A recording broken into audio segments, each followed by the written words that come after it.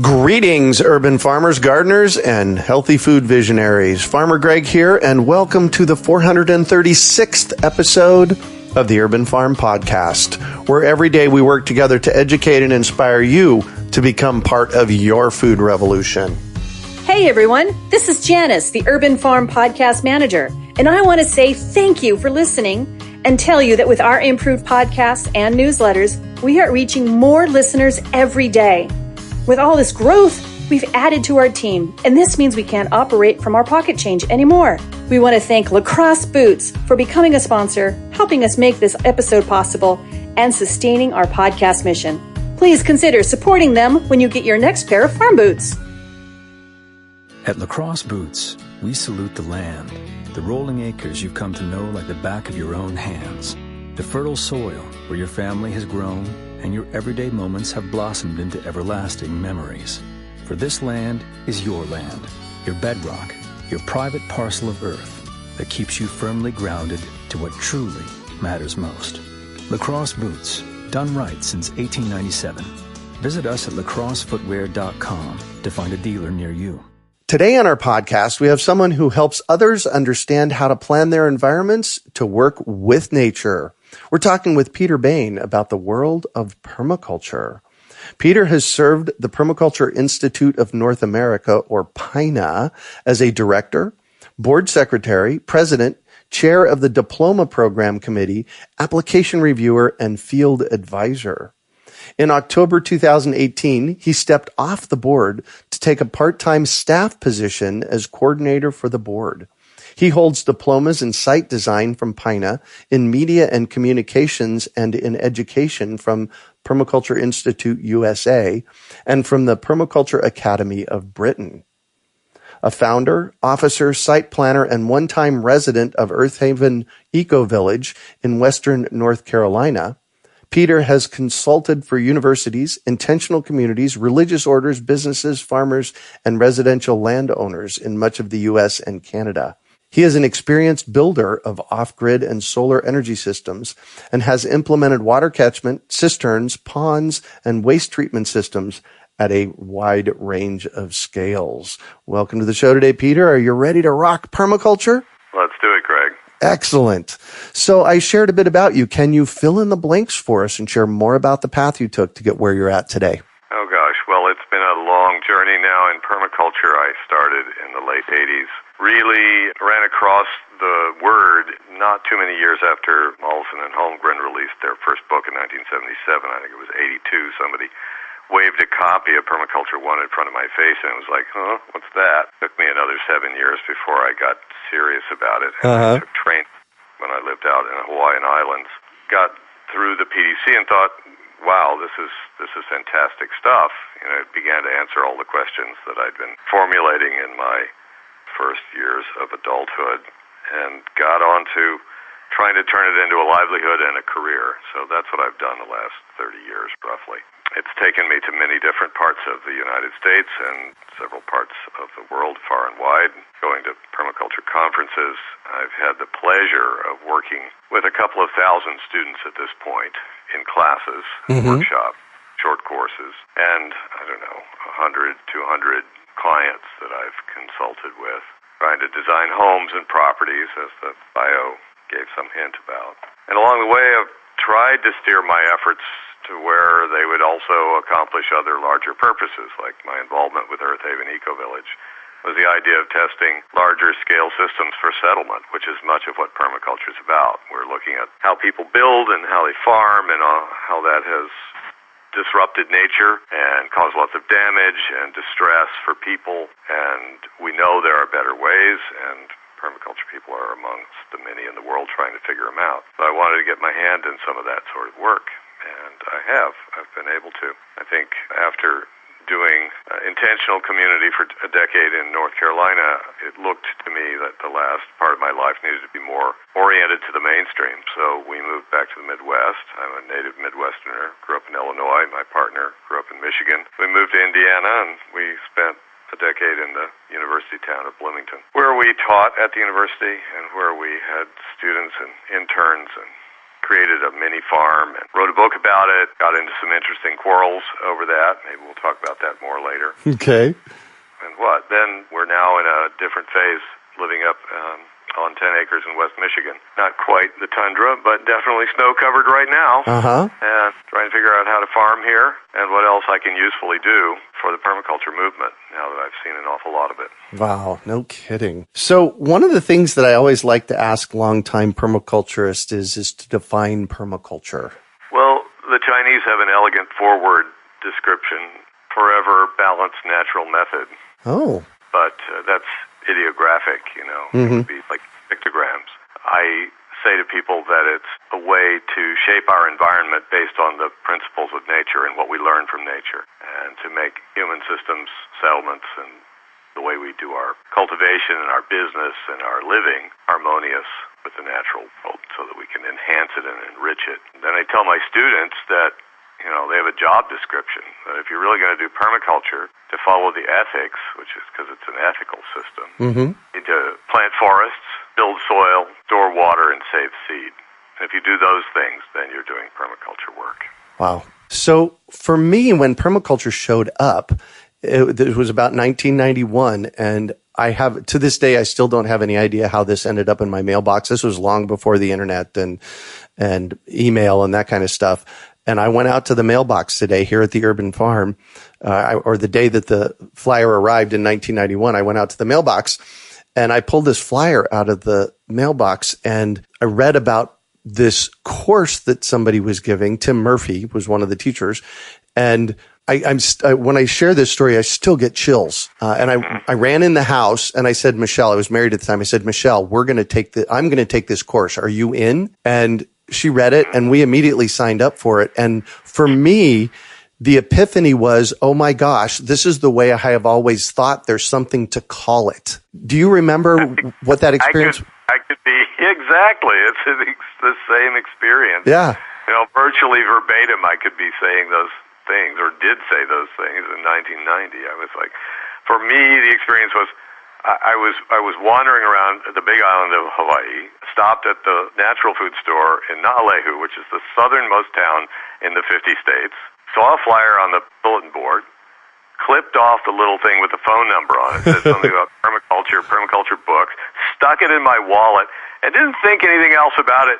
You know, a few months roll by, it's my birthday in October. I pull it, I'm thinking, I need to do something different. Pull this number out, call it, went and met the guy in the parking lot of Long's Drugs and bought a copy of Bill Mollison's Big Black Book, which had just been published, out of the back of his Isuzu pickup. You know, it's like, and he said, oh, we're going to have these Australians come through in about 3 months to do a course. And I said, I'm interested, I want to do it. And it was like, yeah, and I persuaded my wife at the time to do it with me, and we went, and it rained every day but 3 hours for 2 weeks.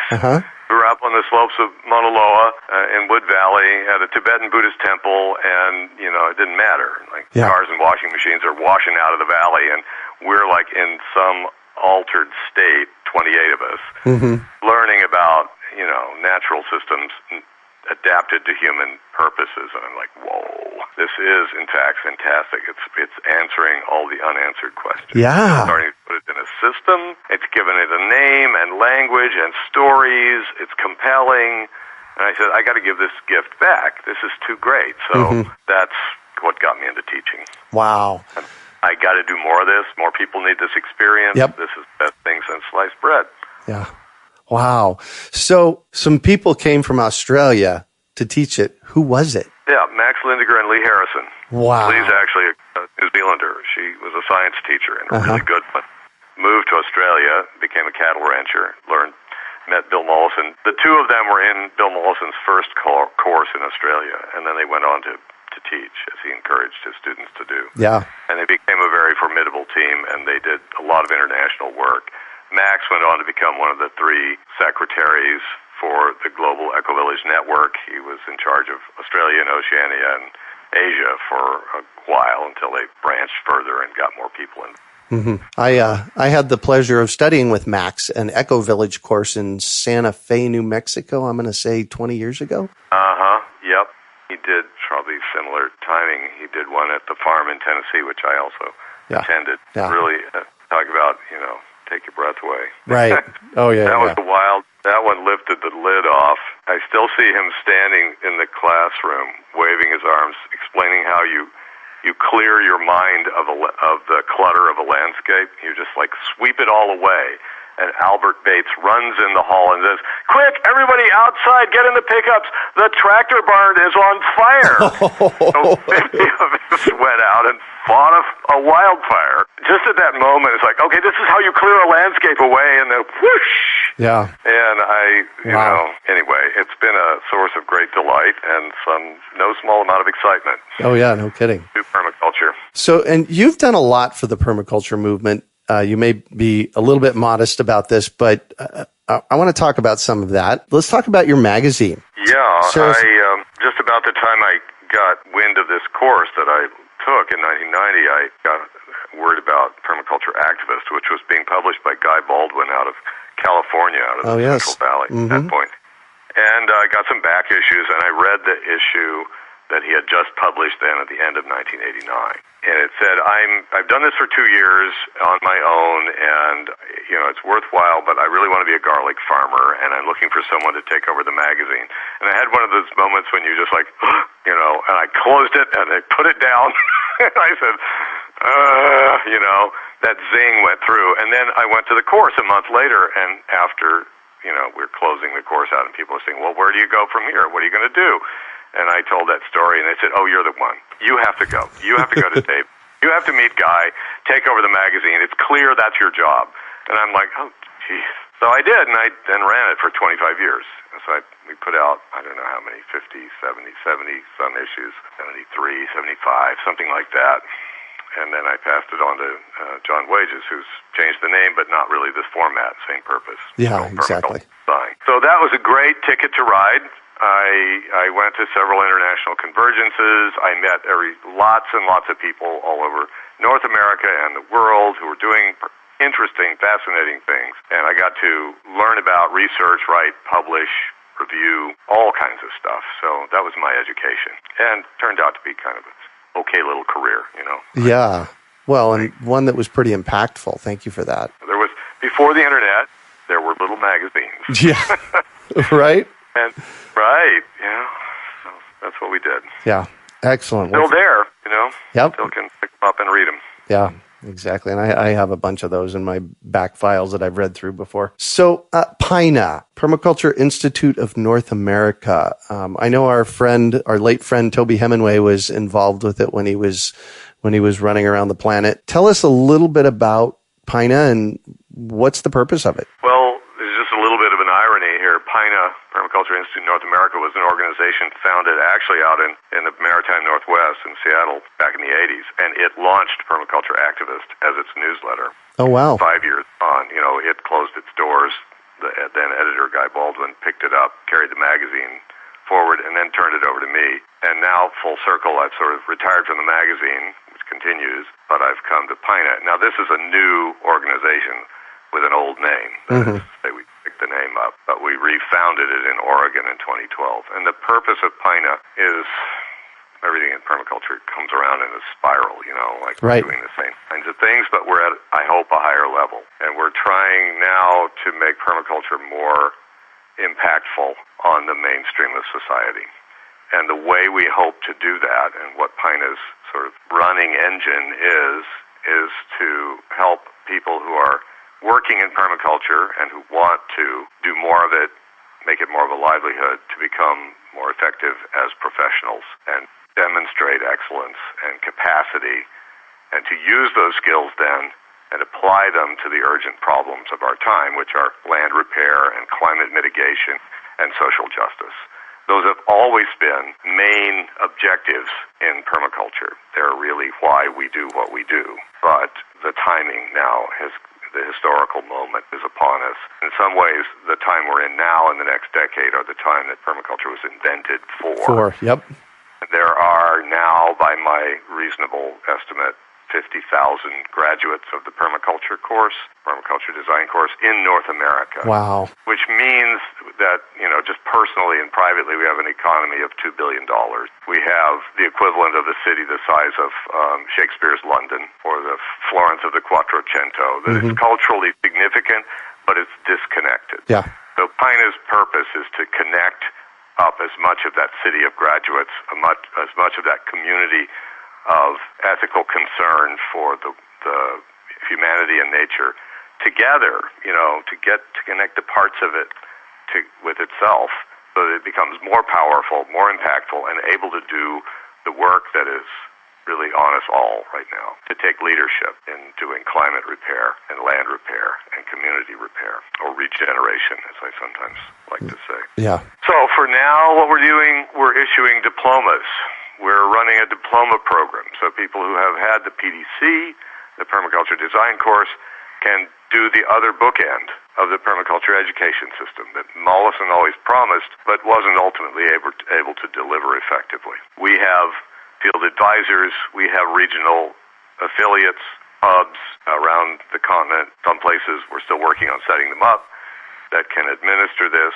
Pina is taking care of people interested in taking what they learned in the permaculture course and becoming masterly at it, in some area, community development, education, site design. We're working on a specialty in media and communication, something that you had to pioneer, that I had to pioneer, like you just started this podcast, right? Yeah. And I've been figuring out how to get information to people and to make it acceptable and palatable and interesting and fun. And I had to learn how to publish a small magazine. Nobody was there to help me, but we'd like to make it easier for people now to do those and many other kinds of jobs. And that's Pina's business. We're doing a bunch of things, where we've launched a design contest. We've got one running right now. We've had 42 entries.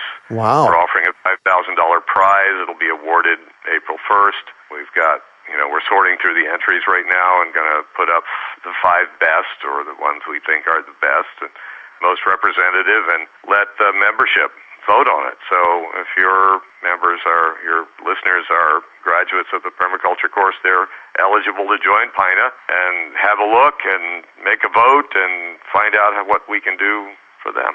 Mm-hmm. So how do I become a member? Let's start there. Well, go to pina.in, PINA.in, and it'll tell you how. You can click on membership at the top, and it'll explain everything. Cool. $30 a year. You've had the permaculture course, you're eligible to join. Doesn't matter where you took it. If you live or work in North America and you have a permaculture design certificate, then we will take you as a member and invite you to benefits. There's a newsletter, there's a calendar, there's opportunities to participate in things. We'll do another contest next year, another design award, another cash prize. We're developing partnerships, and our partners are offering benefits to our members.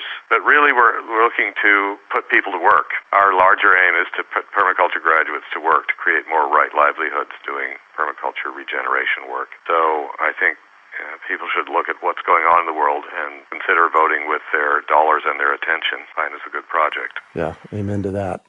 So you mentioned right livelihood. Some of our listeners may not know what that is. Can you dig into that a little bit more? E.M. Schumacher coined the term right livelihood. I think he wrote a little book called Good Work and Right Livelihood. It's doing what you love and making it support you, or helping it support you, working for your values and not just for dollars. So, I've been privileged to do that in permaculture, where I can work to support earth care and people care and fair share permaculture ethics and actually make sort of a living at it. I did that selling magazines, I did that teaching, I did that designing. Those aren't the only ways people can do it, but we need to be doing things that actually make a difference in a positive way for the world and aren't just the next greatest gadget or the next thing to spend money on. Dog grooming service. I mean, no offense to dog groomers, people pay for that, but It's like, really, does that make the world profoundly a better place? Not in my view. I mean, maybe it makes the dogs happier, I don't know. You know what I'm saying? Oh, yeah, absolutely. Absolutely. There are things, like there are people putting community gardens into food deserts. That's the kind of work I think is right livelihood. I'd like to see them get paid to do that, be able to live it and not just have to do it as a charity or a hope or something.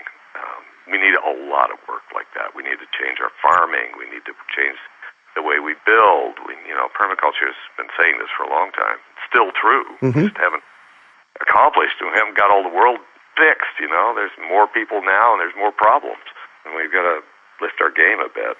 So, right livelihood's got to be part of it, because people can't be just doing it on the weekend. We need, we need something like the equivalent of a contemporary CCC, Civilian Conservation Corps, which is a program that FDR set up during the Great Depression to put people to work and also repair the country. That's what we need to do. That's, I think, my kind of highest hope for China, is that we can help mobilize the permaculture community and put it to work and get it paid and get it doing the work that it knows how to do, that almost nobody else really understands very well. We seem to have this fantastic edge of understanding, and the knowledge we have is scattered here and there in academia, and people are not actually working with it, or, sometimes it goes on in allied groups that have different names, and we don't call it permaculture exactly, but it's very similar. But most of the world just doesn't even see it, and yet it's exactly what is needed to address the many problems we have, which are kind of all just different facets of kind of the same way of humans abusing the natural world and themselves in the process, degrading natural capital, degrading ecosystems, harming people. Yeah. We could make our livings differently. We could build and manufacture and farm and plan and practice, and transport and all these things in different ways. But it takes some thought, and that's where the design element comes in. What permaculture brings to the conversation. So you mentioned natural capital. Let's talk about that. Kind of unpack that a little bit for me, would you? Well, it's a good book, well worth reading, by Paul Hawken and Amory and Hunter Lovins, about natural capitalism, in which they make the point that there are ways to prosper from working with nature. And I don't accept everything in their framework. It's a little techno-optimistic, but still, natural capital is what made all the great fortunes. It's like what the earth and nature and the sun offer us. Stored energy in the planet, everything from minerals to forests to soil carbon to flowing clean water and clean air. We have degraded those resources in the process of building up private fortunes and the current economy. The future, if we have one, consists of applying our knowledge and capacities now to restore and regenerate natural capital. So the four things I said at the beginning of this podcast that I tell my students: plant forests, build soil, store water, save seed, and other forms of life. That's natural capital, and we have to take those actions now in everything we do. So instead, it's this sort of like have your cake and eat it too. Well, you've got to bake the cake, right, and then you eat it. You've got to build the soil before the garden will grow. You can't be comfortable unless you're in a safe environment, and part of that safety consists of having trees around you, in the right circumstances. Yeah. Too many trees, combustible in your Western environments, is a challenge, but you still need forests because they regulate the water flow and hold the snowpack and make it possible to live throughout the year. So that safety and security comes out of the forests. And if we're cutting them down and not regenerating them, if we're replacing them with plantations, that doesn't work the same way. We lose natural communities. We don't get all the benefits. And it sounds, that's a good thing. Who wouldn't argue for that? But we actually urgently need to do that because we put all the carbon that used to be in those forests and in those prairie soils up in the atmosphere where it's killing us, or it's going to kill us. So there's a way to reverse that. We know what it is. There are many ways to reverse it. Yeah. We need to do it. Mm-hmm. Political will, and we need people who are skilled, and we need to mobilize all this. It's a huge undertaking, and that's the great exciting adventure of the 21st century.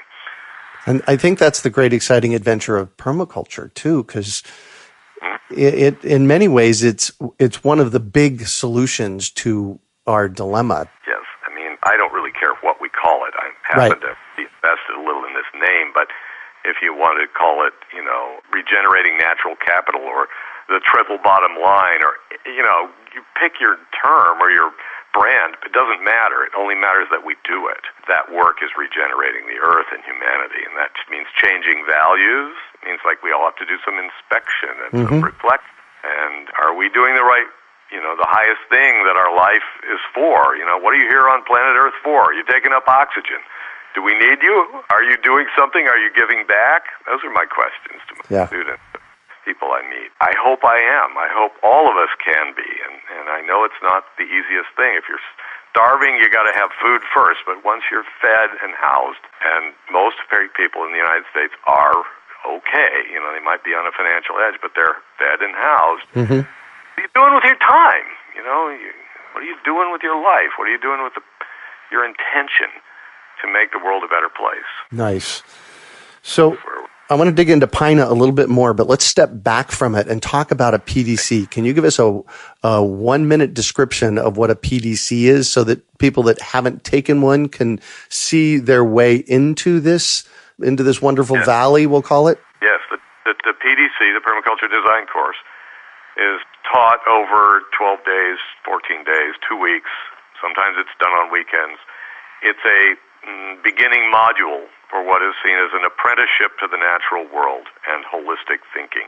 And you spend that time intensively with other students, usually 15 to 25 or 30, sometimes a little bigger group, sometimes a little smaller group, and ideally several teachers on a team who are kind of tag teaming and presenting a range of basic science, applied science, ethics, understanding of holistic problem solving, and then the theory is put into action in the course through a project where small teams are given an actual assignment to figure out how to solve the problems of a given system, whether that's an animal feeding system or a community garden or a retrofit of a house or a whole property design, or maybe something really ambitious like how can we repurpose this emptying out village over here, and what would that look like, and how would more people come, and how would we get business in here again, and so on and so forth. All those are different possible applications. And at the end, the people who complete the course, who sit through it, there's no grading, there's just you have to be there learning with other people and participate, get a certificate, and that is essentially a ticket and a touchstone. The ticket is you now are a member of the permaculture community. You can use that word when you apply yourself in the pursuit of a livelihood. You can call yourself a permaculture consultant or trainee, or however the terminology works for you, and work toward professionalism, or work toward accomplishment, mastery of something, so that you can be useful to people. It's a little microcosm of all the practical distillations of science and its applications in the world. And some of that science is traditional knowledge from native peoples and from our ancestors, and some of it is modern science tested by people in laboratories with instruments. But it's all used to the same purpose, which is to improve the quality of human life and the harmony of human life interacting with the rest of the natural world. And you get this like something to put in your pocket, your mental pocket. Mm-hmm. Okay, I understand what a forest does. I now know how soil is actually built. That doesn't mean your garden is going to succeed just because you got a certificate. It means you know that soil is built from the top down and it's full of life, and that's what matters. And it's the minerals that count. So, and you've got to stop erosion. So now I just gave you the whole lesson on soil in a thumbnail. It's like that. It's a thumbnail of thumbnails. You get the most essential information that any human being needs to live on planet Earth today. And you didn't get it from your parents unless you were extraordinarily lucky. And you didn't get it in the public schools, although they dropped little hints of it, like crumbs in the forest. But permaculture puts it together so that it suddenly makes sense, and you can work with it. You can do things with it.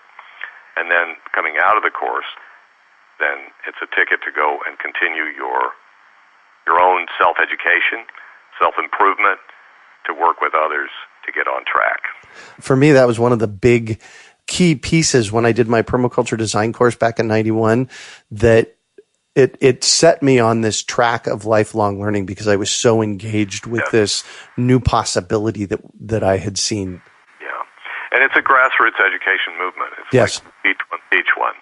Like my teachers had some experience in teaching and design, and they taught a bunch of us, and then some of us went on to go on and teach. in a course with John Valenzuela. He was in my PDC. He's been teaching up and down the coast of California and the islands ever since. So, this changed lives. I wasn't the only one. I was no fluke. In fact, everybody got reoriented, it seemed like. Yeah. But all did tremendous things. That's how it was, and it still is. The people who come through my classes wind up going on to do amazing things. They write books, they teach courses, they win awards, they, give speeches. I don't know what you do. They grow farms, they raise families, they do all kinds of really important stuff. Work with nature. I often have said that my forehead was sore throughout my entire design course because it was like, wow, I'd smack myself on the head saying, wow, this is it. For me anyways. Yeah. So now we have our PDC certificate, and how do we interact with PINA? Like what's our pathways join. in? That's the basic thing. Go to PINA.in and join. Become a member. Give us your $30 and sign up, and then look at whether you want to do a diploma. And if so, we can help you. And if not, then stay tuned because we're developing all kinds of other ways for people to interact. There's more education to take, and there's also opportunities. We intend within the next year to get some sort of first pioneer project on the ground doing regeneration work. And I know we're not the only ones in that field trying to create forward momentum, but we're definitely committed to it. And the people we favor in running those projects are going to be our members, because we have confidence that they'll know more than your average Joe on the street about how to do this connecting work, this repair work. Yeah, well, that's one of my things is I'm a connector. I love this. The way I do the podcast, and a friend of mine said years ago, I never met a microphone I didn't like. So what kinds of diplomas do you have? Well, we offer a diploma in education. These are all permaculture professional diplomas. It's equivalent, I think, of a 2-year college degree in terms of the amount of study and work that goes into it. However, instead of being within the walls of an institution and following a set curriculum, people write their own action learning plan and then go out and fulfill it. They get help and guidance from an advisor, a field advisor we call them, to lay it out in a way that makes sense, to find the right mentors, to choose the right steps. But it's essentially independent study, and it's expected that a good bit of it will be in paid work situations. Not that it has to be, but could be doing your job and getting the diploma credits at the same time. And then you just, whatever it takes, 2 years, 3 years, whatever, your pace. 2 years is typically the minimum, but it could take longer. You have completed, you've filled out a portfolio. You've done this and you've written it up. You did a certain number of designs for other people, for yourself. You joined the team on teaching at PDC a number of times. You developed a curriculum. Those are all ways you would document your work in a portfolio. If you were doing community development, you would work with different groups. I worked with this group. I helped empower them to do this. I took these farmers here, and I helped them figure out an information exchange, and we set up these things, and we did this. Or I, helped create community gardens in this neighborhood, and we went from 0 to 60, and we did this over the course of 6 months or a year. You would document all that in your portfolio, and then at the end, when your advisor and you agreed you were ready, we would call a review panel and look over, and you would present your work and describe the things you had learned and done and how you'd met the requirements for the diploma, and then you'd be granted the diploma. And that, in fact, sets you into a very elite group of people who have really applied themselves and become accomplished in permaculture. Yeah. And we took people initially, PINA took people initially, who had already done that work, but without the structure of the diploma program, and recognized it. What we did was, rather than just lay hands on them, we said, all right, give us some basic documentation of what you did, and we will acknowledge that. So someone like yourself with 20 years working in community development, or all of your hundreds of podcasts, you've probably effectively completed the diploma in media, although we haven't written standard quite yet. I'm working on that one. I'm looking forward to it. Yeah, no, it's in draft form right now with the committee. But we did that with education. We did that with site design. Those were the areas we knew more people had worked in. So we wanted to start there, but then we added site development and implementation for people who took designs and then built them out on the ground or worked on one site over a number of years. I'm sure you've heard of Jerome Ozentowski's Central Rocky Mountain Permaculture Institute. Oh, you yes. might even have been there. It's amazing, and I've watched it grow over decades, and it's been there much longer than that. He's growing, tropical fruit at 7,000 feet in the Rockies. Like, hello, you understand systems here. That's just amazing. And it's not energy intensive. It's energy conservative. Mm-hmm. And, and hundreds of people. Eric Tainsmeyer's book with Dave Jackie, the Edible Gardens, and he went on to write one on carbon farming. Yep. Eric trained up there at Crimpy at Central Rocky Mountain. So did Mark Shepard. Mark Shepard wrote Restoration Agriculture, right? He's farming more than 100 acres in southwest Wisconsin in perennials. There's sometimes you build it and they come. Mm-hmm. And in other cases, you have to help communities lift them up. So the latest specialization is in community development. And we think that has a lot of valuable opportunities for people in urban areas and working with communities of interest and communities of place. And now we're working on media and communications next. And we'll probably do another dozen different specializations. But it takes some time to think through what people need to do in order to demonstrate their chops, to their bona fide. Yeah, exactly. You can't just say, oh, well, this, that, and the other. No, you got to really think it out, and you've got to talk to people who've actually done some simile of that work. Mm-hmm. And then come up with a measured way to assess that and then set people loose on it and get them going. Perfect. So Jerome was our episode 104 back a couple of years ago. And Eric Tainsmeyer was our episode 117 on carbon farming. Both of those were extraordinary episodes. And I bet. Yeah. Well, that's a good indicator. You're tracking the right stuff. Yeah. And we're trying to do that in this way of enhancing professionalism, so that when somebody is holding a diploma from PINA, you can say, oh, yeah, they know what they're doing. That's somebody I would like to work with. Those are people who get things done. Mm-hmm. Those people who really understand the way systems work. Cool. So before we travel on, I have one more thing I want to chat with you about, and that's your book, The Permaculture Handbook, Garden Farming for Town and Country. Tell us about that. Well, I did not, I spent a lot of time writing as a magazine publisher of The Activist. I would often have to fill up pages because I couldn't find authors necessarily, so I had lots of little tricks for that. You do reprints, and then sometimes you just have to write something. So I learned to write back in college, and I got lots of practice as a publisher, and the writing came to be fairly easy. But I didn't think about doing a book. And then I was in a conference in the Detroit area in 2008 on peak oil, and a couple of gals from New Society came up and said, hey, could we take you out to dinner? Uh-oh. Oh, and I went down the rabbit hole, and they said, we'd like you to write a book on permaculture. Well, yeah, and what else? And, well, you figure it out and make us a proposal, and we'd love to do work with you. Okay. So I wrote them a book because I felt they were doing worthwhile work, and they'd had a string of failed contracts, tried to get a permaculture author on the line, and had one thing after another fall through. And I was like, oh, all right, I'll work with them. And then I was like, oh, you know what I need? We need a textbook for the permaculture course in North America because we don't have one.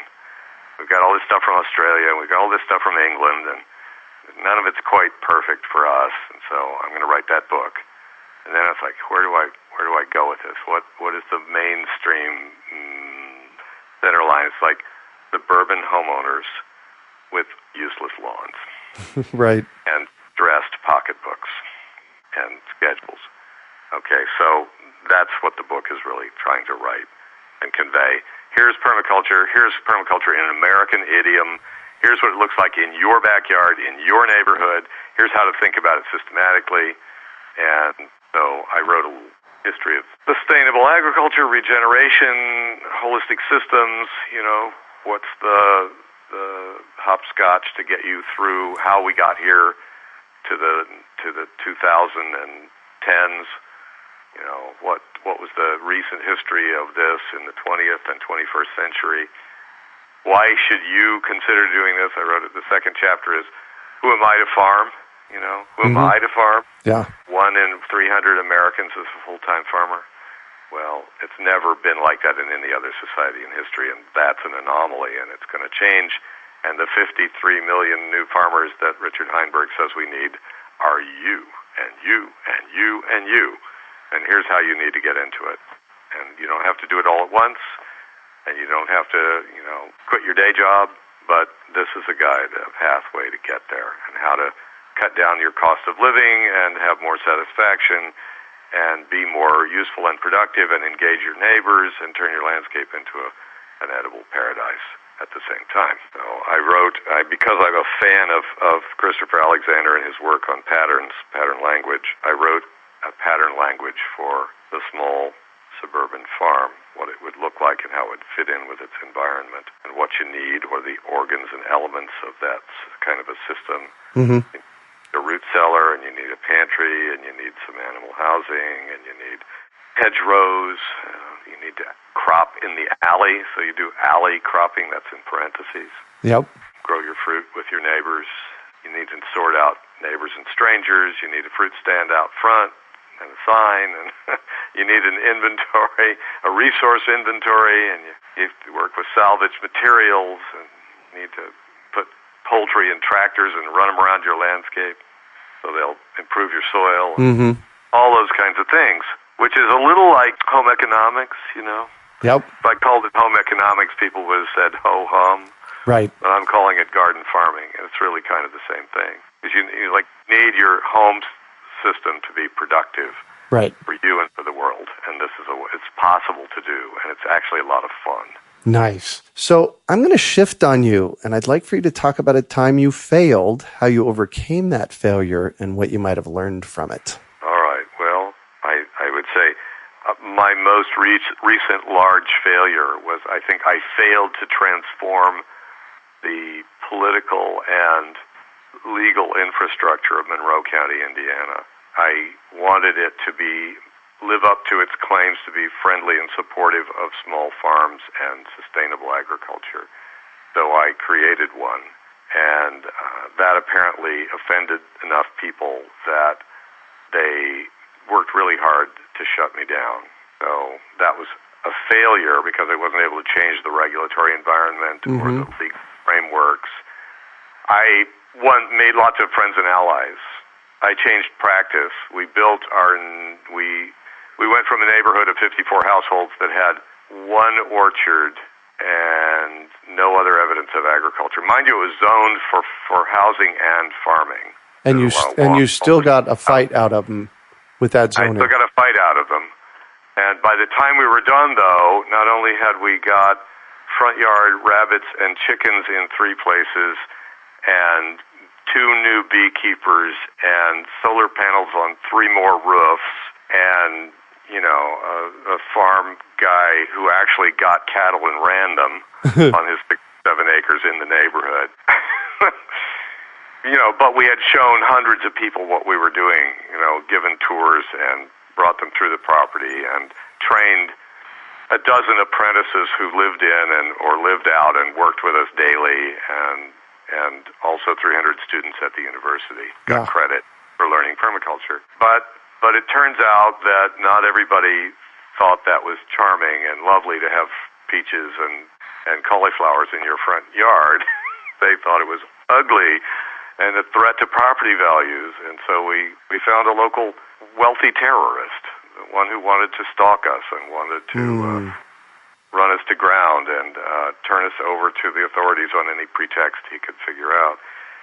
So we spent about 5 years fighting a fight with the county government, which had the disadvantage from our point of view of not knowing how to do what their job was, and then also a little on the lazy side, lazy-minded. Yeah. Just didn't get what they were trying to accomplish, and most people didn't challenge them about that, but what we were doing challenged them, and so that got their backs up. So in the end, they have the power, and we left town. We sold the property, took something of the loss, paid more than we paid for it, but not more than we put into it, and moved to Michigan from Indiana. Wow. So that was a failure, and I guess the recovery was I've built an exquisite solar home purpose-built to farm from on 10 acres with mixed woods and open ground, and my partner's out there shaking soil in this greenhouse that's attached to the house, putting up 10,000 seedlings for the spring garden right now. And we haven't had a fire all day, and the sun's been shining, and it's 72 degrees in the house. Nice. At 40 degrees north latitude, and a foot of snow on the ground out there. So that's one way we've recovered. Mm-hmm. And the other thing is I've lifted my game to start working with regions and groups across North America to try to really make bigger changes, including changes in policy and law. Yeah, that's huge. That's definitely on our agenda in PINA. We want to help people change all those ridiculous bylaws and silly old ordinances that are meant to take care of the banks and the insurance companies and help them start taking care of people and their real needs. Yeah. There are homeowners associations here in the state of Arizona that dictate whether you can or cannot grow food in your yard, front or backyard. Or hang your clothes on a laundry line. Yeah. Duh. Yeah. Right? I mean, it doesn't get a whole lot stupider than that. Right. Yeah. So. Yeah, I know. That's the low-hanging fruit in terms of change. But believe me, the society is full of stupidities, mostly because we've all become addicted to cheap energy. So, what do you consider your biggest success? Oh, well, I have a proud roster of accomplishments, and you barely touched the surface of it. But I'm thrilled to life that my daughter, now 28, has become a small farmer and has trained in permaculture and is raising my grandsons in that kind of a framework. Beautiful. So that's maybe my greatest success, or certainly the one closest to my heart. But as I said, I have thousands of students, and I have taught all over the Western Hemisphere. And, I could point to my permaculture family in Trinidad and Tobago and say they've gone on to teach in Belize and Guyana and Puerto Rico. And, I didn't do that, but I gave them the blessing and the encouragement. And to get going, I planted those seeds. So that's a tremendous success. And I'm trying to help all those I've started in the world find the next parts of their pathways. If we can, I and my colleagues in PINA, which is a big network at this point. Cool. And what drives you? Oh, I am unrepentant, radical. I see the falseness in the way we live, and I want it changed. I see injustice, and I can't stand it, driven by historical imperatives. My ancestors left oppression in Europe and hunger and starvation because of jealousy and greed and all those other kinds of things, and came to the New World and no doubt committed our shares of mistakes, but are here to try to make the world a better place. I believe in the dream of America, and that's not the American dream, quote unquote. That's the way that this is a promise to the whole of humanity that we can live better on the earth. That's what it is. Cool. So, here to honor my ancestors and help heal the world. That's what drives me. Yeah. So if you could recommend one book for our listeners, what would it be and why? Well, I'm going to jump outside the permaculture literature here. There's a lot of good books, and I already mentioned Christopher Alexander's Pattern Language, which if you haven't seen it is a whole mind-blowing thing. But I want to talk about one I just read that I think is very timely. It's a novel by David Guterson, Uterson, called Snow on Cedars. And it's a tremendous exploration of small community against the backdrop of war and a lot of difficulties, immigration, racism, love. It's a really beautiful, beautiful novel that it's set in the Pacific Northwest, and it's set in a time after World War II. It's kind of a lost time. It's not a time of youth and childhood, but it's grappling with what it meant for the United States to intern the Japanese, but not in a grandiose way. It meant, what did it mean for an island community in Puget Sound, where there were Japanese immigrants and Germans and Scandinavians and, people who fell in love with each other but then couldn't, But like any good piece of art, you can't just describe it. I can say that I enjoyed immensely reading. It's also a murder mystery, just on top of everything else, and it's just a fantastic piece of storytelling with beautiful, beautiful language. So I would urge your readers to consider picking it up. You won't regret it at all. Beautiful. Preach it anybody. Beautiful. And what one final piece of advice do you have for our listeners? Oh, don't assume things will continue the way they are. We're in a time of epic change. Mm-hmm. And it can go in a lot of different directions. So this is time to get in and lean in the direction you want things to go, because change is happening, and it can be good or it can be bad. So, but the main thing is to not assume. It doesn't mean that things will instantly, revolutionize where you are or around you or even in your life. But if you don't assume that things will continue as they are, you'll question assumptions, and you'll start to really align with core values and take the right steps. Mm-hmm. Take your right steps. Mm-hmm. Exactly. Beautiful. Well, thank you so much for joining us on the show today, Peter. It's been my pleasure. So how can our listeners get a hold of you? Well, we maintain the activist site still, permacultureactivist.net, which talks about my teaching, my courses coming up. Permaculturehandbook.com is about the book with some clips of video on stuff I've talked about. It might be interesting for people who want to see me and see my speech making and so forth, what I'm doing. And then Pina can be found at pina.in, which is a pretty simple address and easy to remember. And you can see what Pina's up to and learn about the contest and find out what's exciting to you in the permaculture movement. Perfect. And I really encourage you, if you do have a PDC certificate, Permaculture Design Course Certificate, go to pina.in and join. I did. And it's really valuable. So we also want to thank Peter. He has given us 3 copies of his book, The Permaculture Handbook, Garden Farming for Town and Country, and we want to share them with you, our listening audience. Email us at podcast@urbanfarm.org with the subject line, I'm ready for permaculture. Make sure you provide us your name and mailing address, and we're going to pick 3 random emails from the first 50 people who respond. You can also find show notes from today's podcast at urbanfarm.org/Peter Bain. That's Bane. We are your urban farming resource. You can find us on iTunes, Google Play, Stitcher, iHeartRadio, and everywhere podcasts are found. Also visit urbanfarm.org to find articles, webinars, courses, and more. Well, that's it for today. Thanks for joining us on the Urban Farm Podcast. At Lacrosse Boots, we salute the land. The rolling acres you've come to know like the back of your own hands. The fertile soil where your family has grown and your everyday moments have blossomed into everlasting memories.